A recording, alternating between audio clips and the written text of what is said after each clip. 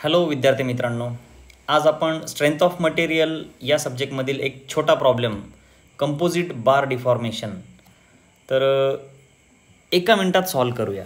बघा, समोर तुम्हाला प्रॉब्लेम दिसतोय। एक कंपोजिट बार आहे ज्यामध्ये स्टील आणि कॉपर रॉड एकमेकांना जोडले आहेत। दोन्ही रॉड्सवर समान ॲक्सियल लोड P लागतो। आपल्याला टोटल इलॉंगेशन शोधायचं आहे। बघा, each of 300 mm and length area दिलेला आहे 200 mm area subjected to load of 20 kilo newton. Okay, तर त्याचा फॉर्म्युला तुम्हाला माहिती आहे, समोर दिसतोय आपल्याला डेल्टा एल, जो चेंज इन लेंथचा फॉर्म्युला आहे। तर त्यानुसार आपल्याला कॅल्क्युलेट करायचं आहे। ओके, तर इथे P is equal to load, L is equal to length, A is equal to cross section area and E is for Young's modulus.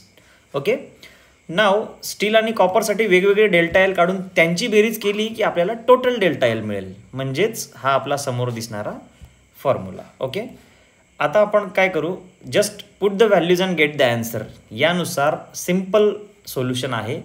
तर टोटल इलॉंगेशन जे येतं आहे आपलं कॅल्क्युलेशन करून या फॉर्म्युल्यामध्ये पुटअप करून। ओके, तर डेल्टा एल आहे 0.15 mm आणि कॉपरसाठी आहे 0.30 mm।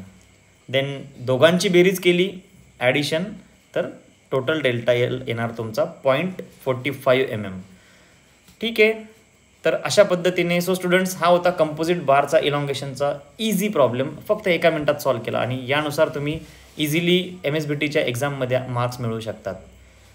Okay, thank you. आणि अशा शॉर्ट्स ट्रिक्ससाठी सबस्क्राईब करा mechanical study by professor SP Salunkhe.